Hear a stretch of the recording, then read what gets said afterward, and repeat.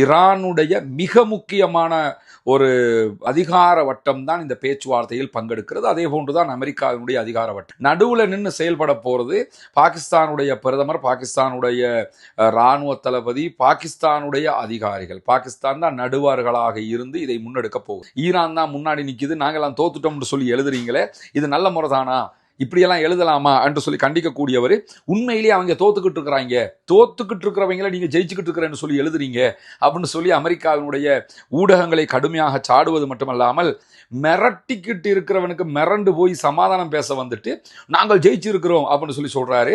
இது அமெரிக்கர்களே தற்போது அமெரிக்க அதிபரை காமெடியனாக பார்க்கக்கூடிய ஒரு நிலையாக மாறி இருக்கக்கூடிய சூழல்ல தான் இந்த பேச்சுவார்த்தை எப்ப ஜெயிக்கும் அப்படின்னு சொல்லி கேட்க போது, இது ஜெயிப்பதாக இருந்தால் இஸ்ரேலுக்கு முன்னுரிமை இல்லை, அமெரிக்காவுக்கே முன்னுரிமை. America first, not Israel first அப்படிங்கிற ஒரு நிலையை எடுத்தாங்கன்னு சொல்லி சொன்னா இந்த பேச்சுவார்த்தை வெற்றி பெறும்.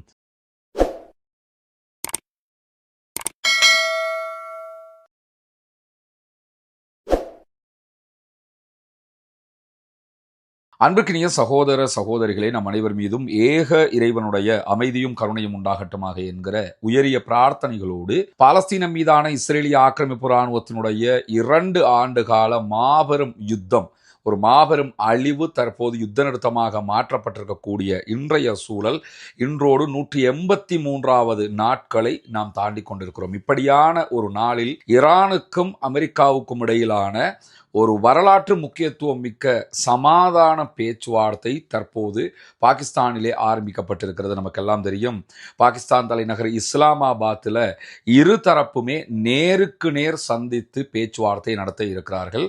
இதற்கு முன்பதாக கடந்த ஜூன் மாதம் அமெரிக்காவும் இஸ்ரேலும் இணைந்து ஈரானோடு 12 நாட்கள் சண்டையிட்டிருந்தன. அந்த நேரத்திலையும் இதே மாதிரியான ஒரு பேச்சுவார்த்தை நடத்தப்பட்டிருந்தது.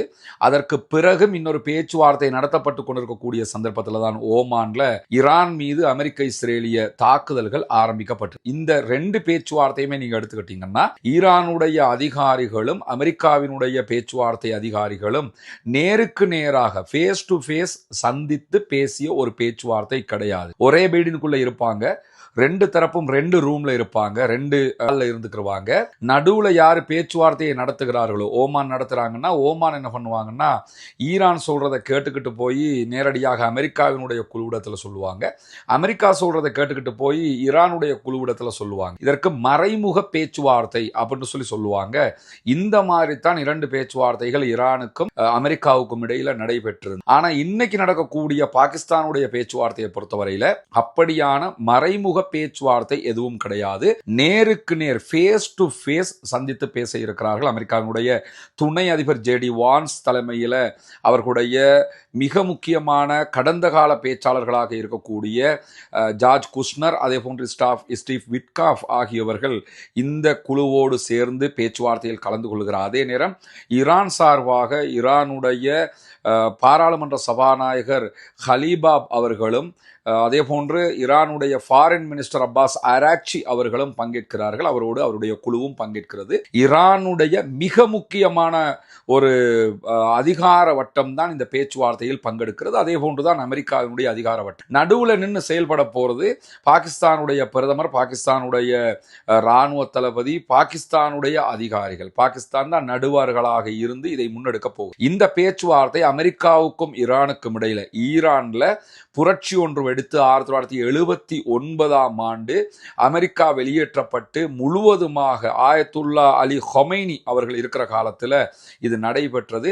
அன்றைக்கு நடந்த அந்த புரட்சிக்கு பிறகு ஈரானும் அமெரிக்காவும் நேருக்கு நேராக சந்தித்து பேசுகிற மிக முக்கியமான பேச்சுவார்த்தையாக இந்த பேச்சுவார்த்தை கருதப்படுகிறது. 2018 உடைத்த கடந்த கால ஒப்பந்தம், அதாவது அணு தொடர்பான ஒப்பந்தத்தை அமெரிக்க அதிபர் டொனால்ட் ட்ரம்ப் உடைச்சார். அந்த ஒப்பந்தம் 2015 கைச்சாத்திடப்பட்டது.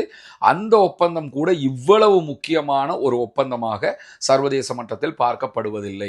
இப்படியான ஒரு ஒப்பந்தம் தான் இன்றைக்கு இந்த பேச்சுவார்த்தையின் மூலமாக நடைபெற இருக்கிறது. எனவே பாகிஸ்தான் முழுவதும் பலத்த பாதுகாப்பு ஏற்பாடுகளை தாண்டி இந்த பேச்சுவார்த்தை நடைபெறக்கூடிய இடம் என்பது 15 ஏக்கர் நிலப்பரப்பை கொண்ட ஒரு மாபெரும் பாகிஸ்தானுடைய மிக முக்கியமான ஒரு ஹோட்டல் வளாகம். வளாகம். அந்த ஹோட்டல் வளாகத்தில் பத்திரிகையாளர்களுக்கென்று தனிப்பகுதி ஒதுக்கப்பட்டிருக்கிறது. அவர்கள் அங்கு இருப்பதற்கு அவர்களுக்கு தேவையான எல்லா ஏற்பாடுகளும் செய்து கொடுக்கப்பட்டிருக்கிறது. நூற்றுக்கணக்கான சர்வதேச பத்திரிகையாளர்கள் பாகிஸ்தானை வந்து அடைந்திருக்கிற அதே நேரத்தில் அந்த பத்திரிகையாளர்கள் இருக்கிற இடத்திற்கும் பேச்சுவார்த்தை நடைபெறுகிற இடத்திற்கும் இடையில சரியாக 1/2 கிலோமீட்டர் 500 மீட்டர் தொலைவு இருக்கிறது. பத்திரிகையாளர்கள் இருக்கிற இடமும் பேச்சுவார்த்தை நடக்கக்கூடிய இடமும் ரொம்ப தூரத்தில் இருக்கக்கூடிய இடங்களாக இருக்கிறது. அப்படியான ஒரு இடத்துல தான் இந்த பேச்சுவார்த்தை நடைபெற போகிறது. பேச்சுவார்த்தை தற்போது ஸ்டார்ட் ஆகி இருக்கிறது என்கிற செய்திகள் வெளியாகி கொண்டிருக்கக்கூடிய சூழல்ல தான் இது தொடர்பாக மேலதிக பல செய்திகள் வெளியாகி இருக்கிறது. குறிப்பாக ஈரானுடைய பேச்சுவார்த்தை குழுவின் தலைவராக இருக்கக்கூடிய முகமது ஹலீபாப் அவர்கள் தெரிவித்திருக்கக்கூடிய ஒரு கருத்து, எங்களுடைய கோரிக்கைகளை அவர்கள் ஏற்றுக்கொள்ளாத பட்சத்தில் நாங்கள் கண்டிப்பாக மீண்டும் ஒரு யுத்தத்திற்கு தான் போவோம் என்று சொல்லியிருக்கிறார். எனவே அந்த கோரிக்கைகள் ஏற்றுக்கொள்ளப்பட வேண்டும் என்பது அவர்களுடைய மிகப்பெரிய ஒரு வேண்டுகோளாக இருக்கக்கூடிய சூழல்ல தான் இந்த பரபரப்பான நிலை எட்டப்பட்டிருக்கிறது. இப்பொழுது இந்த பேச்சுவார்த்தை நடைபெறுவதற்கு அந்தாண்டாண்டு இருக்கிற நேரத்தில் ஒரு ஹாஃப் அன் அவருக்கு முன்னாடி அமெரிக்க அதிபர் டொனால்ட் ட்ரம்ப் வளம மாதிரி இந்த குட்டையை குழப்புற கேஸை பண்ணுவார்ல, எதையாவது ஒன்று பண்ணிக்கிட்டே இருக்கணும். அவருக்கு என்ன பண்றாருன்னு அவருக்கும் தெரியாது, செஞ்சதுக்கு பிறகு எதையாவது சொல்லிக்கிட்டு இருப்பாரு. அந்த மாதிரி என்ன பண்ணாருன்னா அவர் உடனே ஒரு அறிவிப்பை விடுத்திருந்தாரு. அந்த அறிவிப்பு என்னன்னு கேட்டா, ஈரான் ஒரு மாபெரும் தோல்வியை சந்தித்துக் கொண்டிருக்கிறது அப்படின்னாரு. இதை எப்ப சொல்லணும்னா யுத்தம் நடந்துகிட்டு இருந்தா சொல்லணும். யுத்தம் இப்ப கிடையாது. இப்ப 3 நாட்களாக சமாதான நிலை நீடிக்கிறது, தற்காலிக சமாதான நிலை நீடிக்கிறது. 2 பேருமே பேச்சுவார்த்தை நடத்த போறாங்க. அப்ப என்ன பண்றாருன்னா ஈரான் தோத்து கொண்டு இருக்கிறது. சண்டை பிடிச்சுக்கிட்டு இருந்தா தானே தோக்க முடியும். சண்டையே இல்லை, நீயும் ஜமாத்துக்கு கூப்பிட்டு இருக்கிற, அவங்க வந்திருக்கிறாங்க. அப்படி இருக்கும்போது எப்படி அவர்கள் தோற்று கொண்டிருப்பார்கள் என்கிற செய்திகளை சொல்ல முடியுமா? சொல்ல முடியாது. ஆனா இது வீம்பாக அவர் என்ன அவர் மென்டலி பிரச்சனையாங்கிறது தெரியல. அதை பத்திரிகையாளர்களும் கேட்கறாங்க, உங்களுக்கு மென்டலி ஏதாவது பிரச்சனையான்னு. அந்த அளவுக்கு அவருடைய நடத்தைகள் இருக்கக்கூடிய சூழல்ல தான் அவர் என்ன சொல்றாருன்னா ஊடகங்களுக்கு கடுமையா திட்டுறாரு. அமெரிக்காவுடைய ஊடகங்களுக்கு ஏன் திட்டுறாருன்னு கேட்டா, ஈரான் ஜெயிக்கிறது, ஈரான் மேலோங்கி கொண்டிருக்கிறது, ஈரான் வெற்றி பெறுகிறது அப்படின்னு சொல்லியெல்லாம் நீங்க பத்திரிகைகள், அவருக்கு அதான் பிரச்சனை. அமெரிக்காவினுடைய ஊடகங்களை ஈரான் ஜெயிக்குது அப்படின்னு சொல்லி எழுதுறான். அதனால அவருக்கு அதை சகிக்க முடியாம என்ன சொல்றாருன்னு கேட்டா, நீங்க ஈரான் ஜெயிக்குது, ஈரான் ஜெயிச்சிருச்சு, ஈரான் தான் முன்னாடி நிக்குது, நாங்கெல்லாம் தோத்துட்டோம்னு சொல்லி எழுதுறீங்களே, இது நல்ல முறை தானா? இப்படியெல்லாம் எழுதலாமா என்று சொல்லி கண்டிக்கக்கூடியவர், உண்மையிலேயே அவங்க தோத்துக்கிட்டு இருக்கிறாங்க, தோத்துக்கிட்டு இருக்கிறவங்களை நீங்க ஜெயிச்சுக்கிட்டு இருக்கிறேன்னு சொல்லி எழுதுறீங்க அப்படின்னு சொல்லி அமெரிக்காவினுடைய ஊடகங்களை கடுமையாக சாடுவது மட்டுமல்லாமல், அதுவும் சாதாரண தோல்வியா ஈரான் தோத்து கொண்டிருக்கிறது, மாபெரும் தோல்வியை சந்தித்துக் கொண்டிருக்கிறார்கள் என்பது அனைவருக்கும் தெரியுங்கிறார். அனைவருக்கும் தெரிஞ்சா அமெரிக்காட மீடியா ஏன்யா உட்கார்ந்துக்கிட்டு ஈரான் ஜெயிக்குதுன்னு சொல்ல போறான்? அனைவருக்கும் தெரிந்தது அமெரிக்காவினுடைய மீடியாக்களுக்கு தெரியலையா? வளமையில கம்பி கட்டுகிற கதைகளையும் பச்சை பொய்களையும் அவிழ்த்து விடுகிற வேலையை யாரு பண்ணுவா? அமெரிக்காட ஊடகம் தானே. அந்த ஊடகங்களே ஈரான் ஜெயிச்சிருச்சு என்று சொல்லும் போதுதான் அமெரிக்க அதிபருக்கு தாங்க முடியாம என்ன பண்றாருன்னு கேட்டா, நீங்க உட்கார்ந்து இப்படி எழுதிக்கிட்டு இருக்கிறீங்க, ஆனா அவங்க கடுமையாக தோற்று கொண்டிருக்கிறார்கள், தோல்வி அடைந்து கொண்டிருக்கிறார்கள். ஈரான்கிட்ட இப்பொழுது கடற்படை கிடையாது, விமானப்படை கிடையாது, விமான எதிர்ப்பு ஆயுதங்கள் எதுவுமே கிடையாது அப்படிங்கிறாரு. இந்த பேச்சுவார்த்தை அவங்க வந்தது எதுக்குன்னு கேட்டா, இந்த பேச்சுவார்த்தை அதாவது யுத்த நிறுத்தம் என்று அறிவிக்கப்படுவதற்கு ஒரு நாளைக்கு முன்னாடி கூட F-15 வகையான விமானத்தை சுட்டு வீழ்த்தி இருந்தார்கள். உலகத்திலேயே சுட்டு வீழ்த்த முடியாது என்று அமெரிக்காவால் மார்தட்டி கொண்டு தெரிந்த F-35 விமானங்களை சுட்டு வீழ்த்தி இருக்கிறார்கள். F-18 வெளுத்து இருக்கிறாங்க. அமெரிக்காவினுடைய மாபெரும் விமானம் தாங்கி கப்பல் ரிட்டர்ன் போயிருச்சு, எனக்கு சண்டை பிடிக்க முடியல, ஏன்னா அவ்வளவு அடி வாங்கிட்டோம் என்று சொல்லி கப்பலை ரிட்டர்ன் எடுத்துட்டாங்க. இப்படி பல தோல்விகளை சந்தித்து விட்டு இப்ப வந்து திருப்பி எழுதுறாரு என்னன்னு கேட்டா, ஈரானுடைய கடற்படை மொத்தமாக அழிக்கப்பட்டுடுச்சு. கடற்படை அழிக்கப்பட்டுடுச்சுன்னு சொன்னா ஹொர்முஸ் திறந்துடலாமே, ஹொர்முஸை பத்தி ஏன் பேச்சுவார்த்தை நடத்தணும்? ஈரானோட ஜெயிச்சுட்டேன்னு சொன்னாலே இப்ப சமாதான பேச்சுவார்த்தையே தேவையில்லைங்கிறத நாங்க சாதாரண யாருவே. அப்படி இருக்கும்போது ஈரானோடு ஜெயிச்சிட்டோம்ங்கிறாரு, கடற்படையை அழிச்சிட்டோம்ங்கிறாரு. கடற்படையை அழிச்சிருந்தா ஹொர்முஸ் இப்ப திறந்திருக்குமே, ஹொர்முஸை திறக்க முடியலையே, வாங்கடா பேச்சுவார்த்தை நடத்தி அதை திறத்துக்கோம்னு கூப்பிடுறாரு. ஆனா கடற்படையை அழிச்சிட்டோம்ங்கிறாரு. விமானப்படையே ஈரானுக்கு கிடையாதுங்கிறாரு. விமானப்படை இல்லைன்னா இவ்வளவு ட்ரோனை ஏவிக்கிட்டே இருப்பானா? அதை யோசிக்க வேணாமா? எத்தனை ட்ரோன் ஏவி இருக்கிறான், எத்தனை இடத்துக்கு அடிச்சிருக்கிறான். அப்ப விமானப்படையே இல்லை அப்படிங்கிறாரு. அதை தாண்டி விமான எதிர்ப்பு ஏவுகணைகள் இல்லை அப்படிங்கிறாரு. விமான எதிர்ப்பு ஏவுகணை இல்லாம தான் F-35 இருந்து F-15 வரைக்கும் எல்லா விமானங்களையும் சுட்டு சுட்டு வீழ்த்துக்கிட்டு இருந்தானா? குருவி சுடுற மாதிரி சுட்டுக்கிட்டு இருந்தானா? அப்ப கடைசி நிமிடம் வரைக்கும் அவர்கள் தாக்குதல் நடத்திவிட்டு சமாதான பேச்சுவார்த்தைங்கிறதுனால ஸ்டாப் பண்ணியிருக்கிறோம். இன்றைக்கு காலையில் ஈரான் வெளியிட்ட அறிவிப்புல கூட IRGC என்ன சொல்லியிருக்கிறாங்கன்னா, எங்களுடைய விரல்கள் டிகர்ல இருக்குது அப்படிங்கிறாங்க. அந்த துப்பாக்கி முனையில வச்சுக்கிட்டு இருக்கிறோம், நீங்க கொஞ்சமாவது சரிக்கினீங்கன்னா அட்டாக் பண்ண ஆரம்பிச்சிருவோம், ஹொர்முஸை திறக்கிறத நினைச்சும் பார்க்க முடியாது உங்களுக்கு அப்படின்னு மிரட்டிக்கிட்டு இருக்கிறான். மிரட்டிக்கிட்டு இருக்கிறவனுக்கு மிரண்டு போய் சமாதானம் பேச வந்துட்டு நாங்கள் ஜெயிச்சிருக்கிறோம் அப்படின்னு சொல்லி சொல்றாரு. இது அமெரிக்கர்களே தற்போது அமெரிக்க அதிபரை காமெடியனாக பார்க்கக்கூடிய ஒரு நிலையாக மாறி இருக்கக்கூடிய சூழல்ல தான் முக்கியமாக அவர்களுடைய நீண்ட கால தலைவர்கள் இப்போது யாருமே உயிரோட இல்லை அப்படின்னு சொல்லி எழுதுறாரு அமெரிக்க அதிபர் டொனால்ட். அவங்க உயிரோடு இல்லை, ஆயத்துல்லா அலி ஹாமனி கொல்லப்பட்டுட்டாரு, அலிலா அலிஜானி கொல்லப்பட்டுட்டாரு, அவங்க எல்லாம் கொல்லப்பட்டாங்க தான், அது உலகத்துல யாருமே மறுக்கலையே. ஆனா தலைவர்கள் கொல்லப்பட்டும் ஆட்சி கவிழலையே, தலைவர்கள் கொல்லப்பட்டும் ஈரான் தோக்கலையே, தலைவர்கள் கொல்லப்பட்டும் இன்னும் கெத்தா நின்று சண்டை பிடிப்பேன்னு நினைக்கிட்டு இருக்கிறானே. நீங்க லெபனான்ல யுத்தத்தை நிறுத்தலைன்னு சொன்னா சமாதானமே வரமாட்டோம் நின்னானே. அப்ப இதுக்கெல்லாம் என்ன பண்ண போறீங்க?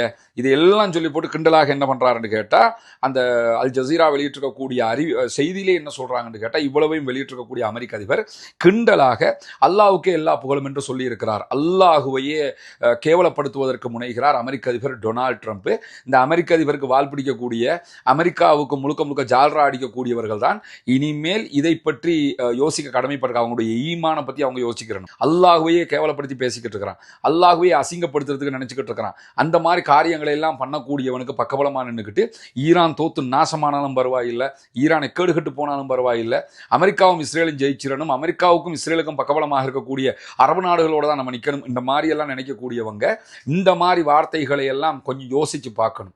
அல்லாஹுவையே எவ்வளவு இழிவுபடுத்தி அவன் பேசக்கூடிய நிலையில இன்றைக்கு இதற்கு பதிலடியை உடனடியாக ஈரானும் கொடுத்திருக்கிறது. பேச்சுவார்த்தை நடக்குது, அது வேற விஷயம், பதிலடியையும் கொடுத்திருக்கிறாங்க. மேலதிகமாக அவங்க கொடுத்திருக்கக்கூடிய பதிலடியில் ஒரு முக்கியமானது என்னன்னா, அமெரிக்க அதிபர் பேசும்போது எழுதும்போது ஒரு செய்தியை சொல்றாரு. இப்போ ஹொர்முஸ் ஜலசந்தி இருக்குதா இல்லையா, அந்த ஹொர்முஸ் நீர்ப்பரப்புல அமெரிக்காவினுடைய ஒரு நேவி கப்பல் போயிருக்குது, அங்க இருக்கக்கூடிய ஈரான் வச்சிருக்கக்கூடிய கன்னி வெடிகளை எல்லாம் அகற்றுவதற்கு ஆரம்பிச்சிருக்கிறோம் அப்படின்னு. பேச்சுவார்த்தையே ஆரம்பிக்கப்படலை, இப்பதான் ஆரம்பிச்சிருக்கிறீங்க. அதுக்குள்ள நாங்க கன்னி வெடி அகற்ற போகிறோம், நீ உள்ள நுழைஞ்சிருந்தா இவ்வளவுக்கும் என்ன நடந்திருக்கும்? பேச்சுவார்த்தை நடக்குமா? சாம்பல் பண்ணிருப்பானுங்களா இல்லையா? அதுக்குள்ள என்ன செஞ்சிட்டாருன்னு கேட்டா, அமெரிக்காவினுடைய நேவி கப்பல் ஒன்று பயணித்தது. அப்ப உடனே முதல் தடவையாக ஒரு நேவி கப்பல் ஹொர்முஸில் போய் இருக்கிறது அமெரிக்காவினுடைய என்றெல்லாம் செய்தி போட்டாங்க. ஈரான் தெளிவாக டிக்ளேர் பண்ணியிருக்கிறாங்க, எந்த கப்பலும் போகல, பொய் சொல்லிக்கிட்டு இருக்கிறாங்க. அப்படி போயிருந்தா சாம்பலை தான் நீங்க அள்ளிட்டு போயிருக்கணும், எந்த கப்பலுமே ஹொர்முஸ் வழியாக போகல, அது பச்சை பொய்ன்னு சொல்லி மிக தெளிவாக ஈரானுடைய அரசு ஊடகமே அந்த செய்தியை சொல்லியிருக்காங்க.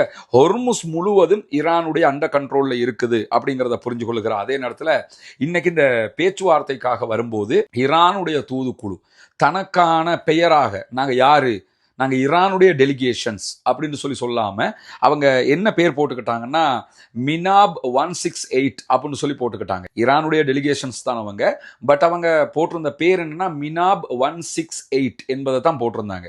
இந்த மினாப் 168 சொல்றது எதுக்குன்னு கேட்டா, இஸ்ரேல் ஈரான் மேல இந்த அமெரிக்க இஸ்ரேலிய வார் ஆரம்பிச்சதோட ஈரான் மேல முதல் அட்டாக்கை எங்க பண்ணினாங்கன்னு கேட்டா, மினாப் என்கிற சில்ட்ரன்ஸ் ஸ்கூல் மேலதான் நடத்தி இருந்தாங்க. அங்கிருந்த படித்து கொண்டிருந்த பச்சிலம் குழந்தைகள் 168 அப்பாவி பிள்ளைகள் ஒரே அட்டாக்ல கொல்ல. ஆனா 40 நாள் வார் நடந்திருக்குது. ஈரான் இஸ்ரேலுடைய ஒரு ஸ்கூலை கூட அடிக்கல, ஒரு யூனிவர்சிட்டி மேல கூட கை வைக்கல, எந்த ஒரு பொதுமக்கள் இலக்குகளுக்கு கூட அடிக்கலைங்கிறத நீங்க தெளிவாக புரிஞ்சிருப்பீங்க. ஆனா இந்த 40 நாள் வாருக்குள்ள அமெரிக்காவும் இஸ்ரேலும் இணைந்து ஈரானுடைய கிட்டத்தட்ட 800க்கும் மேற்பட்ட பாடசாலைகள் மேலே, ஸ்கூல்ஸ் 800 ஸ்கூல் மேல அட்டாக் பண்ணியிருக்கிறாங்க. 30க்கும் மேற்பட்ட பல்கலைக்கழகங்கள் மேல அட்டாக் பண்ணியிருக்கிறாங்க. அப்ப யாரு இங்க ஜனநாயகவாதி, யாரு மனிதநேயத்தோடு இருப்பவர்கள், யாரு மிருகத்தனமாக நடப்பவர்கள் என்பதை உலகம் பார்க்கிறதா இல்லையா? அதை காட்டுறதுக்கு தான் இன்னைக்கு என்ன பண்ணினாங்கன்னு கேட்டா, விமானத்தில் வந்தவங்க விமானத்துக்கும் தன்னுடைய தூதுக்குழுவுக்கும் பேரை என்ன போட்டாங்கன்னா மினாப் 168 சொல்லி போட்டுக்கிறாங்க.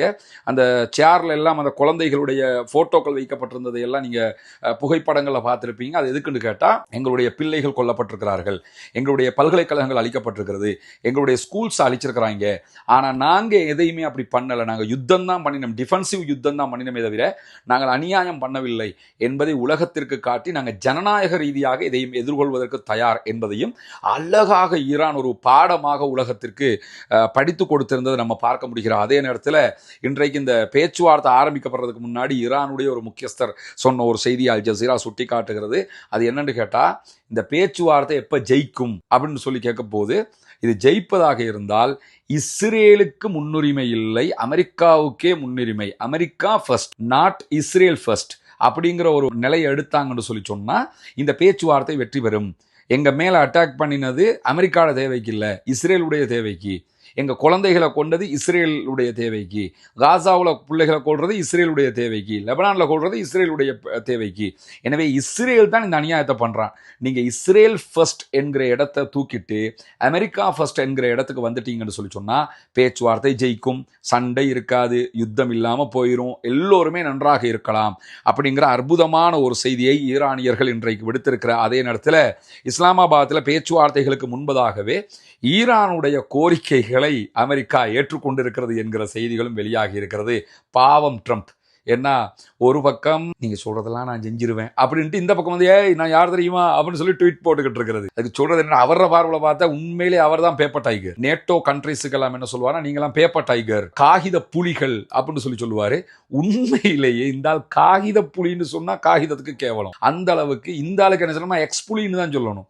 அந்த எக்ஸ்ல ட்விட்டர்ல வந்து ட்விட்டர் புலி ஒரே ஏதாவது எழுதிக்கிட்டு இருக்கிறது, அந்த மாதிரி ஒரு கேஸு. அவர் வந்து நாங்கள் ஜெயிச்சிட்டோம் வெடிச்சிட்டோம்னு சொல்லிக்கிட்டு இருக்கக்கூடிய சூழலில் இன்னைக்கு வெளியாகிருக்கக்கூடிய தகவல்களை பேச்சுவார்த்தை ஆரம்பிக்கிறதுக்கு முன் நிபந்தனையாகவே ஈரான் என்ன சொல்லியிருந்தாங்கன்னா, லெபனானில் யுத்தத்தை நிறுத்தணும் உடனடியாக. அதே மாதிரி எங்களுடைய சொத்துக்கள் தடை செய்யப்பட்டிருக்கிறது, பல இடங்கள் எங்கள் சொத்துக்களை முடக்கி வச்சிருக்குது அமெரிக்கா, அது எல்லாத்தையும் ஃப்ரீஸ் பண்ணி வச்சிருக்கிறதெல்லாம் ரிலீஸ் பண்ணணும் அப்படின்னு சொல்லியிருந்தாங்க. உடனடியாக அதற்கு பதில் கிடைத்திருக்கிறது. பேச்சுவார்த்தைக்கு முன்பதாகவே அமெரிக்காவுடைய டெலிகேஷன்ஸ் அமெரிக்காவோட பேசி என்ன பண்ணியிருக்கிறாங்கன்னு கேட்டால், கத்தர்லையும் வெளிநாட்டு வங்கிகளையும் முடக்கப்பட்டிருக்கக்கூடிய ஈரானுடைய சொத்துக்களை விடுவிப்பதற்கு ஒப்புக்கொண்டிருக்கிறார்கள். எல்லாரும் பேச்சுவார்த்தையில தான் ஒப்புக்கொள்வாங்க. பேச்சுவார்த்தைக்கு வாங்கடான்னு சொல்லி பேசுறதுக்கு முன்பதாகவே பேச்சுவார்த்தையில பேச வேண்டியதை ஒப்புக்கொண்ட ஒரே ஆக்கள் அமெரிக்காக்காரங்க தான். பாவம் அமெரிக்கா என்கிற அளவுக்கு நிலைமை இருக்கிறது. யுத்தத்திலையும் தோத்து பேச்சுவார்த்தையிலையும் தோற்று போய் இருக்கக்கூடிய ஒரு சூழல். அதை தாண்டி ஈரானுடைய பாதுகாப்பு கவுன்சில், செக்யூரிட்டி கவுன்சில் இருக்கிறதா இல்லையா, அது வெளியிட்டிருக்கக்கூடிய அறிவிப்பில் என்ன சொல்லியிருக்கிறாங்கன்னு கேட்டால், ஈரானுடைய 10 அம்ச திட்டத்தை ஒப்புக்கொள்ளுகிற நிர்பந்தம் அமெரிக்காவுக்கு வந்திருக்கிறது, அதை புரிந்து கொள்ளுங்கள் அப்படின்னு இருக்கிறாங்க. ஏன்னா நீங்கள் வரலன்னா நாங்கள் திரும்பி போயிடுவோம், போய் சண்டையை பிடிப்போம் அப்படிங்கிற லெவலில் தான் அவர்களுடைய நிலை இருக்கக்கூடிய சூழல். மட்டுமல்லாமல் இப்போ ட்ரம்ப் இந்த மாதிரி அறிக்கையெல்லாம் போடுறதுக்கு என்ன காரணம் என்பதையும் அல் ஜசீரா மிக அழகாக தெளிவூட்டுகிறது. என்னன்னு கேட்டால், அதாவது ஜேடி வான்ஸ் இருக்கிறாரா இல்லையா, அமெரிக்காவுடைய துணை அதிபர், அவர் கொஞ்சம் ஒரு நெகிழ்வான ஒரு ஆள், அவர் கொஞ்சம் சிரிச்சு பேசக்கூடிய ஒரு ஆள், எடுத்தெடுப்புக்கு மூஞ்சில் அடிக்கிற மாதிரி பேசுகிற ஒரு ஆள் கிடையாது, கொஞ்சம் விட்டு. ஏன்னா அரசியல்வாதி, அவர் பக்கா அரசியல்வாதி. அதனால தான் அவரை இந்த வாட்டி தேர்வு செஞ்சு அனுப்பினாங்க, நீங்கள் போய் பேசுங்க அப்படின்னு. அவர் ஈரானுக்கு வந்து இறங்கினதோட நல்ல கருத்துக்களை நாங்கள் திறந்த மனதோட வந்திருக்கிறோம், ஈரான் எங்களோடு கண்ணியமாக நடந்து கொண்டால் நாங்களும் நடந்து கொள்வோம்ங்கிற விதமாக எல்லாம் சொல்லிட்டாரு. பேச்சுவார்த்தை கூட ஃபேஸ் டு ஃபேஸ் இருக்கணும்னு அவர் தான் முடிவெடுத்திருக்கிறாரு.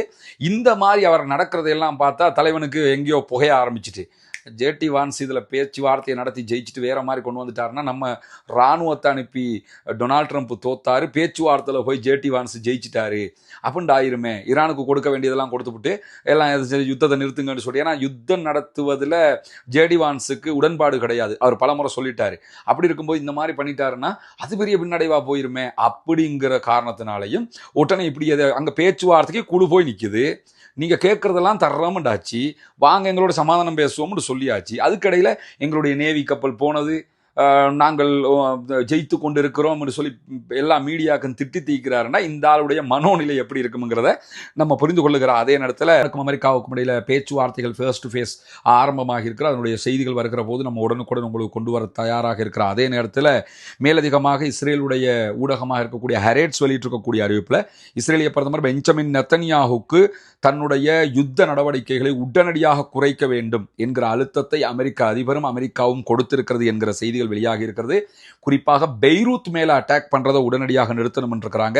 லெபனானுடைய கவர்மெண்டோட பேச்சுவார்த்தை நடத்தணும், அதே மாதிரி இந்த யுத்தத்தை முடிவுக்கு கொண்டு வரணும் என்கிற அழுத்தங்கள் தொடர்ந்து கொடுக்கப்பட்டு வருகிறது என்கிற செய்திகளுக்கு மத்தியில் எப்படியாவது லெபனான் கவர்மெண்ட் என்ன பார்க்குறாங்கன்னு கேட்டால் இஸ்ரேலோட ஒரு பேச்சுவார்த்தை நடத்தி கொள்ள பார்க்குறாங்க. அது எதுக்குன்னு கேட்டால் ஈரான் திரும்ப திரும்ப லெபனானில் யுத்த நிறுத்தமும் சேர்ந்து தான் வரணும் என்று சொல்லும் போது லெபனானில் சண்டை பிடிக்கிறது ஈரானுடைய ஆட்கள், அதாவது ஹிஸ்புல்லாக்கள். அதே நேரத்தில் லெபனான் கவர்மெண்ட்டை நீங்கள் எடுத்துக்கிட்டீங்கன்னா அமெரிக்காவுக்கு ஃபேவராக தான் அவங்க இருப்பாங்க. ஈரானோட இருந்ததுக்கு அமெரிக்காவுக்கு ஃபேவராக தான் இருப்பாங்க. இப்படி இருக்கிறதுனால இப்போ ஈரான்காரன் சொல்லி அமெரிக்கா யுத்த நிறுத்தத்துக்கு ஒப்புக்கொண்டு லெபனான் மீதான தாக்குதல் எல்லாம் நிறுத்திட்டாங்கன்னு சொன்னால் லெபனானுக்கு கவர்மெண்ட் எதுக்குங்கிற கேள்வி வந்துடும்.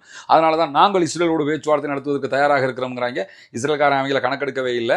ஆனால் அமெரிக்கா தற்போது இந்த லெபனான் வாரை நிறுத்துறதுக்கு அழுத்தம் கொடுத்து கொண்டிருக்கிறது என்கிற செய்திகள் வெளியாகி கொண்டிருக்கு. ஏன்னா யுத்த நிறுத்த பேச்சுவார்த்தைக்கு முன்பதாகவே இதெல்லாம் ஃபைனல் ஆகி கொண்டிருக்கக்கூடிய சூழல்ல இந்த யுத்தத்தை அவர் லெபனான் மீதான அட்டாக்கை ஏன் நடத்துறாருன்னு சொல்லி சொன்னால் அவர் தேர்தலில் தோத்துருவார். இந்த யுத்தத்தில் தோத்துட்டா அவர் தேர்தலில் நெத்தன்யாஹு தோத்துருவார். அதுக்காகத்தான் இன்றைக்கும் இஸ்ரேலுக்குள்ள எடுக்கப்பட்டிருக்கக்கூடிய ஒரு மிகப்பெரிய கருத்து கணிப்புல இன்றைக்கு தேர்தல் நடந்தால் முன்னாள் பிரதமர் பென்னட் தான் அதிக இடங்களை பெற்று மீண்டும் பிரதமராக தெரிவு செய்யப்படுவார். பெஞ்சமின் நெத்தன்யாஹு முதலில் வீட்டுக்கு போவார், இரண்டாவதாக ஜெயிலுக்கு போவார் என்கிற செய்திகள் வெளியாகி இருக்கக்கூடிய சூழல்ல ஹிஸ்புல்லாக்களும் லெபனான் மீதான தாக்குதலுக்கு மறு தாக்குதலாக இஸ்ரேலுடைய பட இடங்களை இலக்கு வைத்து கடுமையான தாக்குதல்கள் நடத்துகிறார்கள். அட்டாமிக் குடியிருப்பு பகுதிகளில் தாக்குதல்கள் நடத்தப்பட்டிருக்கிறது. இஸ்ரேலுடைய இராணுவ உள்கட்டமைப்புகள் மீது கடுமையான தாக்குதல் நடத்தப்பட்டிருக்கிறது. ராக்கெட் தாக்குதல்கள் நடத்தப்பட்டிருக்கிறது. மெட்டுல்லாவில் இஸ்ரேலுடைய ஆக்கிரமிப்பு படையை நோக்கி தாக்குதல்கள் நடத்தப்பட்டிருக்கிறது. அதில் இஸ்ரேலிய படையைச் சேர்ந்தவர்கள் கொல்லப்பட்டிருக்கிறார்கள் என்கிற செய்திகள் பதிவாகி இருக்கிறார். அதே நேரத்தில் பின்த் ஜபல் பகுதிகளில் இருந்த இஷ்ராக் என்கிற ஒரு ஸ்கூல் பகுதிகளில் இஸ்ரேலிய ஆக்கிரமிப்பு இராணுவம் அந்த ஸ்கூலை கைப்பற்றி அந்த பில்டிங்களை கைப்பற்றி வச்சிருந்த நேரத்தில் அந்த படையின் மீது தாக்குதல்களை நடத்தி அழித்திருக்கிறோம் என்கிற செய்திகளையும் தற்போது லெபனானில் இருக்கக்கூடிய ஹிஸ்புல்லாக்கள் வெளியிட்டிருக்கிறார்கள். எனவே பரபரப்பான ஒரு சூழலோடு பேச்சுவார்த்தைகள் ஆரம்பித்திருக்கிறது. அமெரிக்காவும் ஈரானும் இந்த பேச்சுவார்த்தைகள் நாளை இரவு வரைக்கும் நடப்பதற்கான வாய்ப்புகள் இருக்கிறது என்று சொல்லப்படுகிறது. ஈரானிய அப்பாவிகள் மீதான ஆக்கிரமிப்புகள் நிறுத்தப்பட்டு முழு மத்திய கிழக்கிலும் அமைதி திரும்ப வேண்டும் என்கிற உயரிய பிரார்த்தனைகளோடு ஆக்கிரமிப்பாளர்களுக்கு எதிராக தொடர்ந்தும் ஜனநாயக ரீதியாக குரல் எழுப்புவோமாக என்கிற அறிக்கைகளை முன்வைத்தவனாக முடித்துக் கொள்கிறேன். வாஹ்ரதா அல்ஹம்துலில்லாஹி ரப்பில் ஆலமீன்.